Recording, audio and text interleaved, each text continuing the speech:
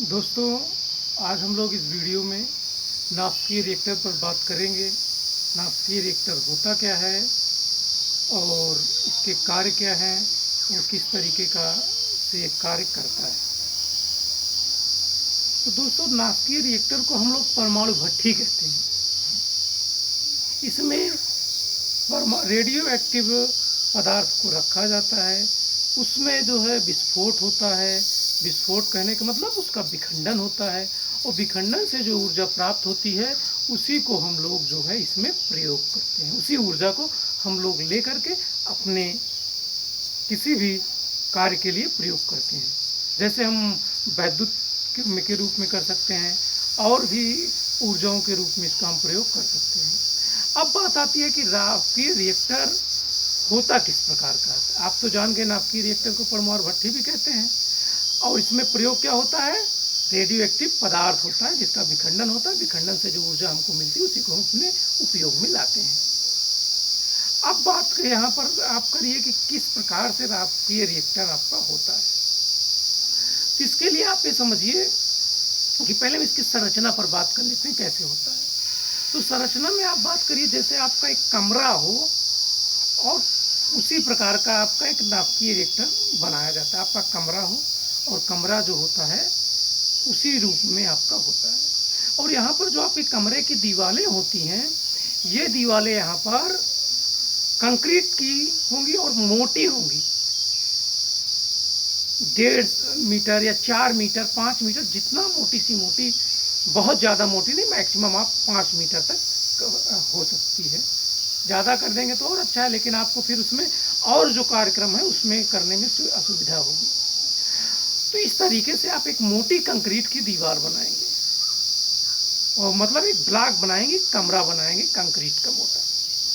और उसमें हमको ईंधन कैसे रखेंगे, मतलब रेडियो एक्टिव पदार्थ कैसे रखेंगे, वो स्थान छोड़ दिया जाता है। और दीवार के एक तरफ जैसे आपका दरवाज़ा होता है, वहाँ पर एक धातु की मोटी प्लेट लगा दी जाती है जिससे कि वहाँ पर जो ऊर्जा निकले वो ऊर्जा उस धातु की प्लेट को गर्म करे। और धातु की प्लेट को जब गर्म करेगी तो जैसे हमको नाभिकीय रिएक्टर में आपका वैद्युत ऊर्जा का उत्सर्जन करना है, तो जब वो आपका जहाँ पर प्लेट लगाए हैं, जैसे आपका दरवाज़ा है घर का, धक्के के दरवाजे की तरह आप उसमें प्लेट लगा देंगे, धातु की मोटी प्लेट। जब वो गर्म होगी तो उसके बगल आप क्या करिए, पानी भर दीजिए। और पानी भरने के बाद आप क्या करेंगे, वो जब वहाँ से विस्फोट होगा या विखंडन होगा, ऊर्जा निकलेगी, दरवाजे को मिलेगी।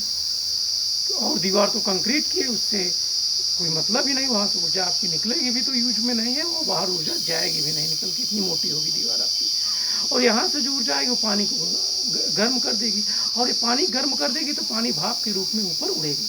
अब उसी रास्ते में आपको टरबाइन लगा देना है। तो टरबाइन जब लगेगी तो टरबाइन की जो पंखुड़ी है उससे वो भाप टकराएगी और टरबाइन को घुमा देगी।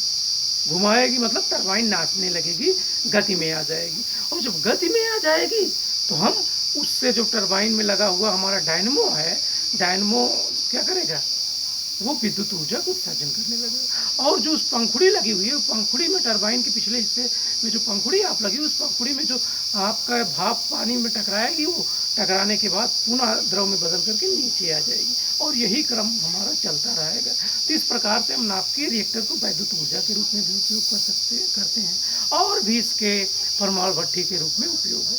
अब आइए देखते हैं कैसे हमारा ये इसकी संरचना तो आप समझ लिया, अब आइए चित्र के जरिए समझते हैं। यहाँ पर दोस्तों नाभिकीय रिएक्टर में यही आपका एक कमरा बनाया गया, आपका जैसे ब्लॉक है, और यहीं पर आप ये कंसीडर करिए कि इसी तरफ आपका दरवाज़ा लगा दिया गया और यहीं पर मोटी ये दीवार है आपकी। किसकी है ये मोटी दीवार? ये आपका वो धातु की है। और ये जो सारी दीवारें आपकी हैं, ये सभी आपकी क्या है, ये कंक्रीट की मोटी दीवारें हैं, बहुत मोटी हैं, जिससे कि किसी भी प्रकार से रेडियो एक्टिव पदार्थ की कोई भी रेडियो, क्योंकि विकिरण होगा, उत्सर्जन होता है जो हानिकारक होता है, इस दीवार को पार करके बाहर ना जा पाए, इतनी मोटी करती है होती है। ये लगभग 1.5 मीटर से लेकर के 4 मीटर 5 मीटर तक होती है। अब यहाँ से फिर आगे देखें, अब इसमें ये हम यहाँ पर राडें लगाते हैं। राड किस लिए लगाते हैं ये भी आपको अभी समझ में आ जाएगा। अब जब इसमें विखंडन होगा रेडियो एक्टिव पदार्थ का विखंडन होगा तो ये धातु की जो प्लेट लगी हुई है, ये ऊर्जा चूंकि है ऊष्मा का क्या है, सुचालक है, इससे ऊर्जा बाहर आएगी। और चाहे तो हम यहाँ पर पानी भर करके इसको भाप में बदल करके यहाँ पर टरबाइन लगा दें और इस टरबाइन के जरिए आप उपयोग कर लें विद्युत ऊर्जा में, या और भी उपयोग कर सकते हैं। अब बात आती है कि इसमें कैसे क्या होता है। इसमें हम लोग मित्रों जो है संरचना तो आप लोग समझ लिए हैं, किस तरीके से इसका निर्माण होता है। ईंधन की बात करते हैं तो ईंधन में आप ले लीजिए एग्जाम्पल के तौर पर यूरेनियम 235 का आप प्रयोग कर रहे हैं ईंधन, या प्यूलिनियम वगैरह का और भी रेडियो एक्टिव पदार्थ है जिसका हम इसमें प्रयोग करते हैं। ठीक, तो आप एक एग्जाम्पल के तौर पर 92 यूरेनियम 235 ले रहे हैं। अब मंदक की बात आती है, मंदक में आप क्या लेंगे, मंदक का काम क्या है, ईंधन का तो काम हो गया कि इसी में रखेंगे, इसी का विखंडन होगा तो हमें ऊर्जा मिलेगी, ये ईंधन का काम हो गया। अब मंदक का क्या काम है, मंदक का काम है यहाँ पर आप एक छड़े लगाएंगे, ये इस तरीके से आप छड़ लगाएंगे और छड़ों को क्या करेंगे, वो आपकी छड़ ग्रेफाइट की हो सकती है या फिर भारी जल के लिए आप व्यवस्था कर दीजिए, ग्रेफाइट या आप भारी जल की यहाँ पर व्यवस्था कर दीजिए, ऐसा भी आप कर सकते हैं मंदक के लिए। मंदक का मतलब है जो इसकी गति को धीमा कर देगा, जैसे आपकी विखंडन अभिक्रिया तेज हो गई है तो उसको आप धीमा करें, उसको नियंत्रित करने का जो प्रयास करेंगे उसी को आप यहाँ पर मंदक बोल रहे हैं। तो यहाँ पर ग्रेफाइट या भारी जल और भी आपके पास होते हैं मंदक के रूप में। अब नियंत्रक छड़ें यही आपकी छड़ें होती हैं, जैसे आपकी कैंडियम छड़ है, क्या है कैंडियम आपकी छड़ है, बोरान की छड़ है, ये सारी छड़ें इसमें ऐसे लगाई गई रहती है नियंत्रक की छड़ें। मतलब जब ये अभिक्रिया ज़्यादा तेज हो जाती है तो इस छड़ों को क्या करते हैं, अंदर डाल देते हैं, तो जो इलेक्ट्रॉन उत्सर्जित होते हैं विघटन से, उस इलेक्ट्रॉन को ये छड़ें अवशोषित कर लेती हैं और अभिक्रिया हमारी नियंत्रण में आ जाती है। जो ये विखंडन अभिक्रिया चल रही है, ये अभिक्रिया हमारी नियंत्रण में आ जाती है और नियंत्रण में आने के बाद फिर जैसे हम चाहते हैं चलाते हैं, चाहे बंद करना तो फिर से हम इन छोरों की मदद से सभी न्यूट्रॉनों को अवशोषित कर सकते हैं। लेकिन मंदन का काम कर है एक चेन रिएक्शन बन जाए कि आपकी जो है नियंत्रित अभिक्रिया रहे, इसलिए नियंत्रक छड़ों का प्रयोग हम कैंडियम राड के तौर पर करते हैं। जब हमको नियंत्रित करना होता है तो न्यूट्रॉनों के अवशोषण के लिए इसको अंदर कर देते हैं और न्यूट्रॉन इसमें अवशोषित हो जाते हैं। दूसरी बात आती है आपकी यहाँ पर शीतलक के लिए आप जल का प्रयोग करते हैं या कार्बन डाइऑक्साइड, मतलब इसको ठंडा करने के लिए पूरी जो शील्ड आपने बनाई है, जो परिरक्षक बनाया है, ये गर्म हो जाएगा। बहुत ज़्यादा तापमान होता है विखंडन रेडियो एक्टिव पदार्थ का जब विखंडन होता है, आप लोग जानते हैं। इसको गर्म करने के लिए जल का प्रयोग करेंगे तो आपको और भी उपयोग आ जाएंगे, और कार्बन डाइऑक्साइड का प्रयोग करेंगे तो भी उपयोग आ जाएगा। तो जल का या कार्बन डाइऑक्साइड का हम प्रयोग करते हैं। अब ये परिरक्षक जो है आपका, परिरक्षक मतलब ये जो कंक्रीट की दीवार है जो सुरक्षा के लिए, क्योंकि वहाँ पर आपके नाभिकीय रिएक्टर में इंसान काम करेंगे, कहीं से रेडियो एक्टिव किरणें ना निकल आए कोई भी, क्योंकि इसमें उत्सर्जन होता है, उस उत्सर्जन हमारे लिए हानिकारक होता है, वो बाहर ना आ जाए, इसलिए जो ये शील्ड आपकी बनाई गई है यही परिरक्षक है। और परिरक्षक कैसे है भाई, आपकी कंक्रीट की मोटी दीवारें हैं। और फिर उसके बाद आता है आपका सुरक्षा छड़ें। तो सुरक्षा छड़ों को एक हम शिफ्ट में लगाते हैं, ये जैसे कई शिफ्ट में हम यहाँ पर तैयार कर दिए, कई शिफ्ट में यहाँ पर हम लोग तैयार कर दिए।